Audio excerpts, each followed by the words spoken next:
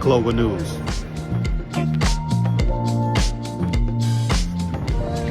Global News Sports. The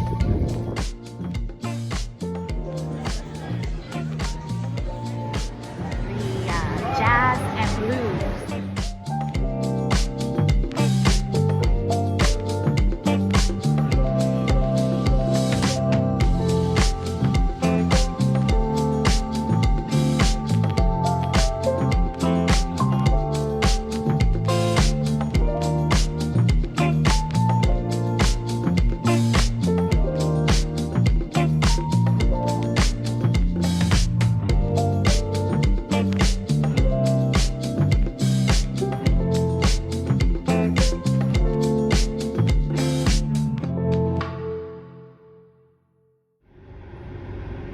Once upon a time, there was a game, and there was many people around. Sudden, like, there's different events. There's different music being played. There's multiple people laughing. There's festivities. There's a lot of people communicating to one another. There's hospitality. And before entrance, there's a great sight of scene.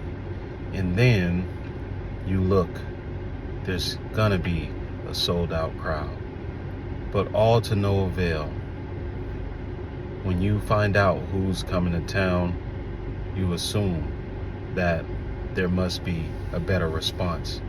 But as time progressed, you see that there was no meeting of expectations. So you look around and say, okay, you would think that at this point there should be a sold out crowd, but only 2/3 was filled. With that being said, you understand and you go with what you see. But at the very least, you probably would have hope, or at least some form of hope in what you see and what is left. And then as you continue to wait for that beginning moment where the game begins, and you sit and you watch and you analyze, you look at the opposing team and you look at the home team, and as the duel begins, you say to yourself, oh, my team can compete with this team. Oh, it's not a problem. There's home court advantage. We should win. But as time progressed, you were waiting for that moment to come where your team would eventually score, or at least at some point stop the other opponent from scoring. But as time went on, there was a duel, there was a stalemate, and there was less movement. But as the better team got acclimated to the situation and to their environment, then all wheels began rolling forward. All of a sudden, the opposing team start to remember what is the routine, how to get around, and ins and outs of making plays. And they also discovered during the process that this team, the home team, is unexperienced. They look lost. They don't seem to know how to stop what we're doing. So it's time for us to kick it up a notch. Whenever we see teams perform like this, we know it's time to show them that we are the better team and that we're going to win, and we're going to just keep pushing it to them until they give up or the score continues to increase. And that's just what happened in the University of Houston game versus TCU.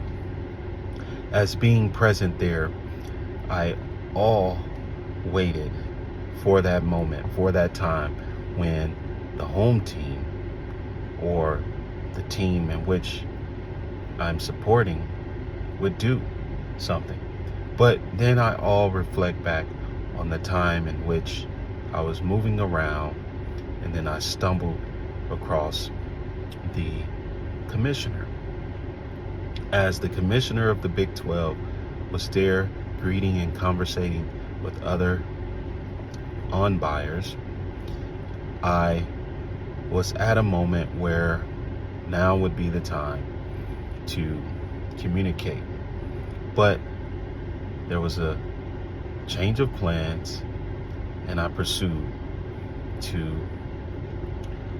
continue with the plans at hand.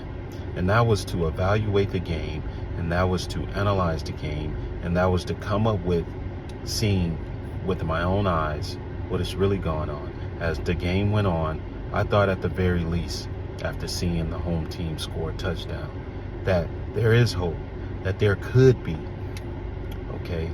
there could be some get back, some, scoring at what we used to seeing, what I'm used to seeing when University of Houston would add its prominence. And then I began to think, during those times, I remember the coaches. The coaches had spark. They was very aggressive. They accelerated, and they stood on their foundation was accountability and having strategy to win. And when I remember the mentality of these coaches, they were serious about winning, and so it transpired with their players and their recruits and their training and their practice, and it all stood well and showed well on the field. And when I look at now the head of the team, clearly that mentality is not there. You can see it in the press, you can see it in the after game interviews. The spunk ain't there. It's, it's calm. It's just a different style. And with that type of mentality, and you look back at all the roles in which this leader was in, it didn't produce that next level type of talent. And for that being said, that was the reason why the team lost. And as I was able to analyze the players, they seemed lost. But I do want to say this. The quarterback has a lot to do with that, because he's like the coach on the field. And the quarterback seemed confused. When the play break down and he have no one to pass it to, what do? He fold, and he believes that he should accept the sack or throw the ball, intentional grounding, which was a call that was made, what I seen from the quarterback.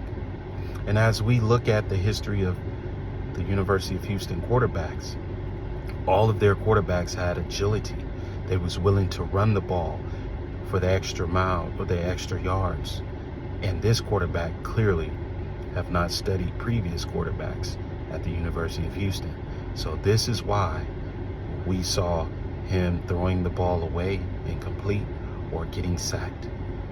And to make it make sense, the actual structure of the makeup of the quarterback, he's not a running type of quarterback.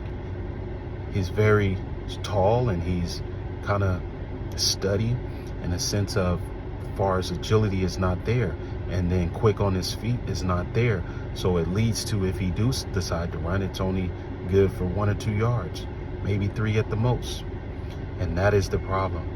So we have a number of things. And then play calling. I watched TCU run zone almost the whole night, and the University of Houston just didn't seem like they could get through that zone defense. They didn't know what to do.